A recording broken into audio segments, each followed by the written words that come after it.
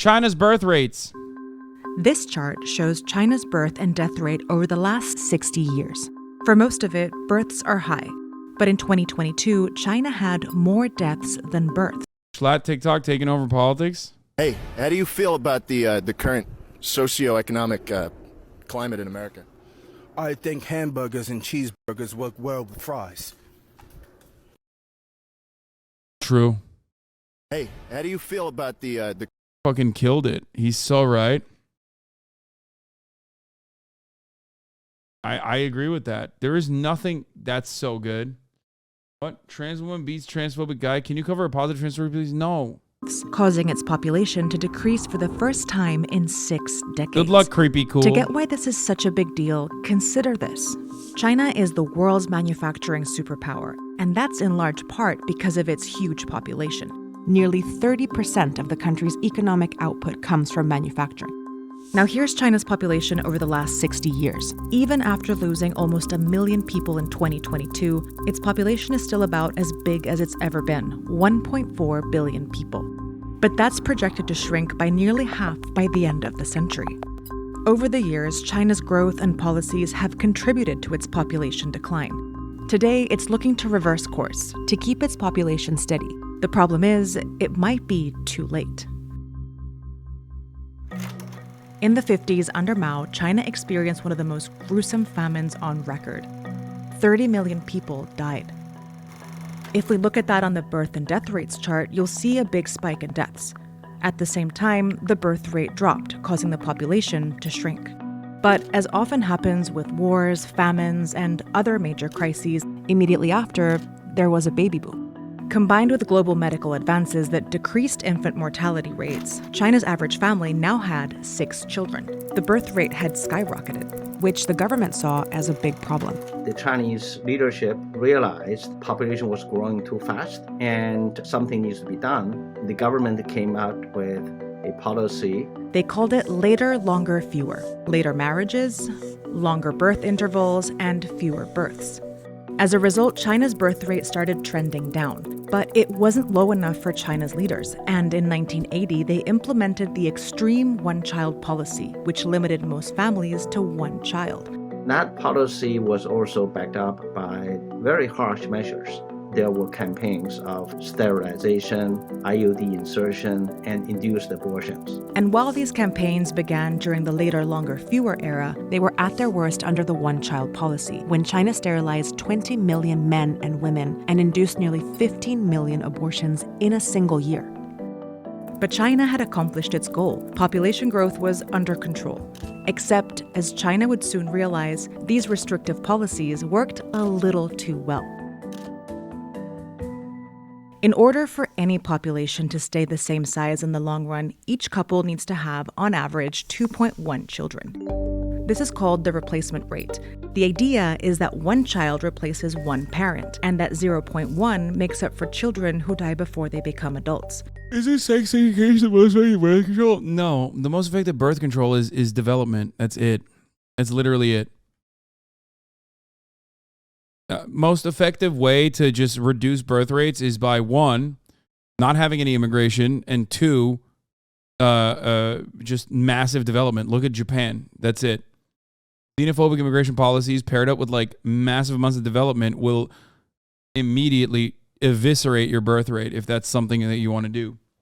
Which, by the way, ironically played a role in China's birth rates diminishing as well.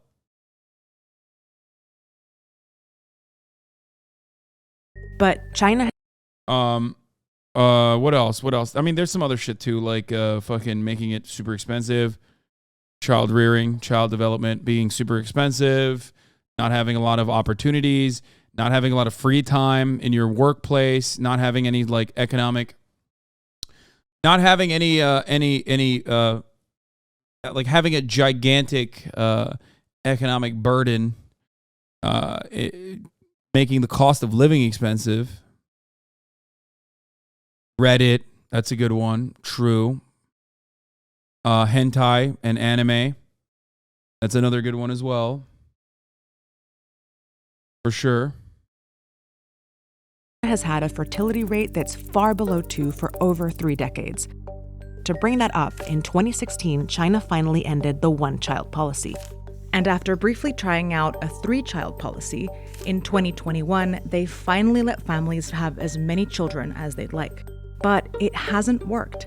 One big reason is the unique family structure produced by the one-child policy. We were looking at what's called a 4-to-1 family structure, with a couple having 4 parents above them and one child below. Most countries have diverse family structures, some with 3 kids, others with none. But with China's 4-to-1 model, millions of only children are under increasing pressure to care for their aging parents and... Yeah, you're right, Chowder. This is why they need the dick-sucking factory. To suck their dicks dry and you know, pump it in to wherever. Jordan Peterson was right about that.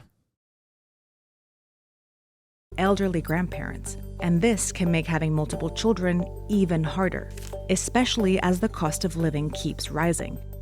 A recent survey revealed that more than 50% of South China Morning Post: China's rising living costs, economic uncertainties leave power income groups unwilling or unable to spend. Keeps rising. A recent survey revealed that more than 50% of young people don't want more than one child because of financial and work pressures. We've seen cash subsidies for additional birth, longer maternal leaves, subsidizes for kindergarten, and all sorts of monetary support. Well, the thing is, almost none of them has worked because having a child is exceedingly expensive and it's a lifelong commitment. And so it's really actually hard to put a price on this. But China's population crisis isn't just about babies. It's also about the balance between young and old. If we look at population pyramids that show distribution by age, we see that countries like Kenya, with rapid population growth, look like this: wide at the bottom, representing a lot of new young people, and narrow at the top. Countries experiencing slower growth, like the Philippines, are still triangular, but the difference... Yeah, I wonder why. Yeah, because old people fucking die. People don't even make it to old age. That's what it is.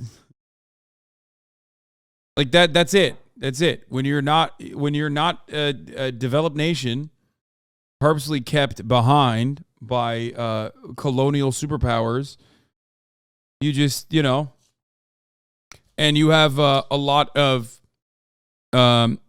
issues with you know, child mortality during pregnancy complications, things like that, as a consequence of like not having adequate medicine, like the United States of America. Kidding. The United States of America is pretty fucking dog shit, but you know, still better in comparison, at least. But yeah, that factors into your life expectancy, but that also factors into having more children. Between top and bottom is less pronounced. Now take a look at China and notice the narrow bottom, so fewer babies, and the heavy top, a larger number of elderly people. Which is a happy outcome of our improvement in health and in standard of living, but combined with sustained low fertility, and that just produces sustained population aging. In 2050, that pyramid is projected to look like this. And that will further drive down China's population, shrink its labor force, and put the whole country in a uniquely difficult position. In the 80s, China became a hotspot for foreign investment, cheap manufacturing, and exports. A generation later, it was shooting up the ranks and becoming one of the world's leading and fastest-growing economies by GDP. But not only did that economic modernization drive birth rates down further, it also didn't translate to an equally strong economy for everyone. If we look at the GDP per capita, the best in... It's so funny. It's like, dude, China will collapse anytime now is like always the argument. But also at the same time, it's like China's going to collapse tomorrow is such a funny argument to make about this issue, particularly because like it's one that America has only been able to avoid with obviously immigration, and many other developed nations also have this same issue. Indicator we have for standard of living, China is much lower than these high-income countries. China became a major world economy nearly overnight, but it's still a middle-income country. Many, especially in rural areas, haven't benefited much from China's economic boom. And China has... Okay, that's that's wild. Dude, oh, come on, dude. That's bananas, brother. That is actually fucked up. That's insane. That is, oh my God. Okay, listen. That, yeah, that, Americans can't fucking look at like other countries and genuinely, if a country is declared a foreign adversary, there's no way that you can ever look at it objectively. And Vox is supposed to be like a progressive outlet, right? But of course, China is a national enemy. So therefore, like objectively, one of the most fascinating achievements in contemporary history is Chinese development and how aggressively successful it has been. Okay? Obviously, there are still rural areas that have not benefited in the same way as like tier 1 cities have, but the notion that the Chinese rural development in comparison to like the United States of America, for example, has not been infinitely more egalitarian is insane. Okay? That's crazy. China does have a slightly greater poverty rate than America, but the overall poverty rate is much lower than 90% of countries. You have to look at where China was 30 fucking years ago in comparison to where China is now. You can't look at...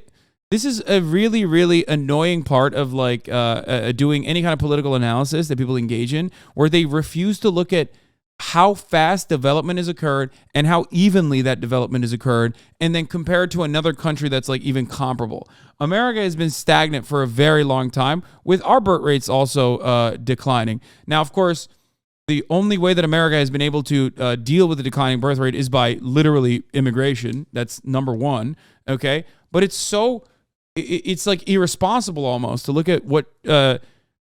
Look at an admission that you made here where like even life expectancies increase in rural areas, and then simultaneously let go of that fundamental piece of information that implies that there has been prosperity, okay?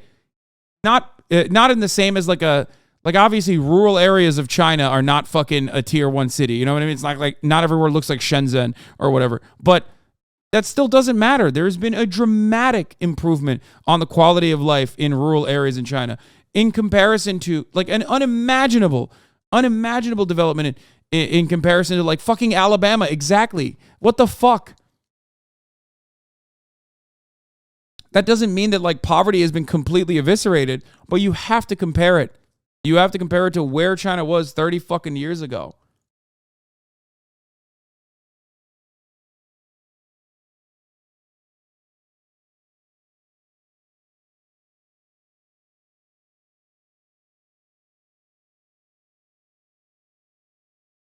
The funniest part about this is that if this was like the United States that did a fraction of this kind of development,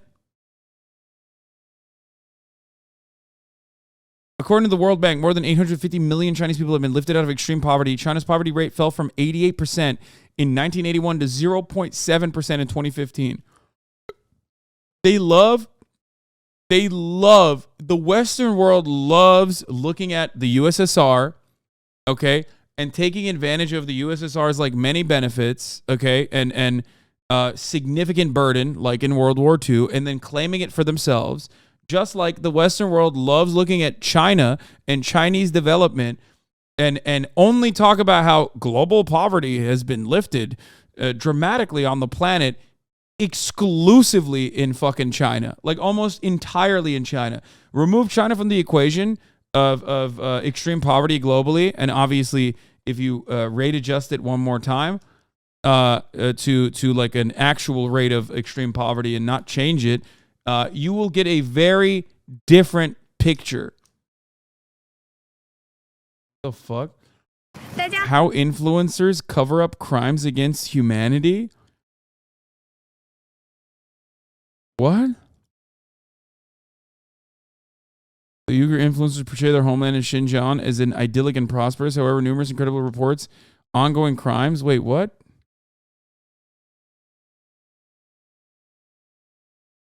Dog, rural USA is just individual Ohios all over the place.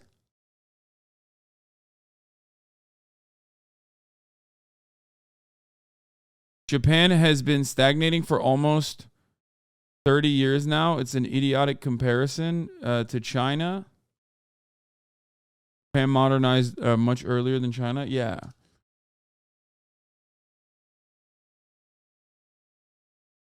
Anyway, let's continue. Has yet to develop the necessary safety nets to support its aging population. To build the social infrastructure, like the social programs in healthcare and in pension, it takes time. And that's getting actually tougher with the economy that's slowing down. And a slower economy will inevitably redefine China's role in the world as a manufacturing superpower. What this means for China, for the Yes, right after World War II, the predominant view is that in the West was that the USSR had beat the Nazis. But since then, and as tons of propaganda has been proliferated, the view almost completely shifted to the U.S. having beaten the Nazis. Yeah, that is half a century of propaganda has dramatically shifted the attitude of even the French. You know what I mean? Like in France, I believe there was a study conducted immediately after World War II that showed that the French believed by like 75% or something, I'm not getting the numbers exactly right, that the USSR lifted the greatest, shouldered the majority of the burden. Yeah, here, this is another, ironically, this is also a Vox article, but yeah, 57% thought that the Soviet Union deserved the most credit for Nazi Germany's defeat in 1945.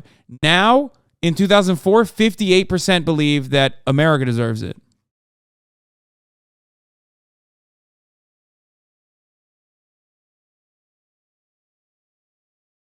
Think about that. For the world is that the resource constraints from within. America deserves what? The top of the hour ad break, of course. At the top of the hour, there's a 3-minute ad break. But if you don't feel like you deserve the top of the hour ad break, all you need to do is subscribe, which you can do for $5 or for free with a Twitch Prime by connecting your Amazon Prime account to your Twitch account, where you get 1 free Prime subscription a month. That's right. Use it on your favorite broadcaster. Hopefully that's me. Or you may be able to get gifted a sub. If you're lucky, here's a 3-minute ad break now. That's another way that you can avoid the ad breaks. Prop 65 warning. Thank you for this gifted sub.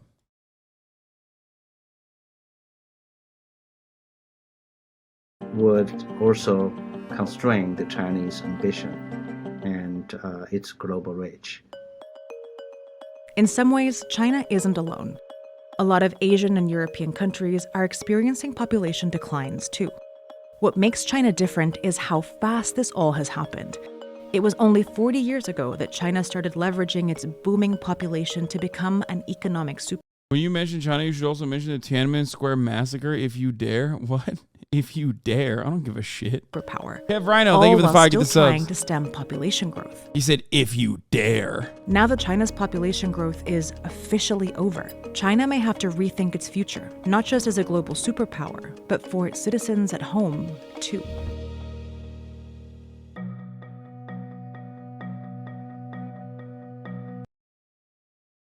They did another one. Why China is losing the microchip war? Okay, we're not going to do that, though.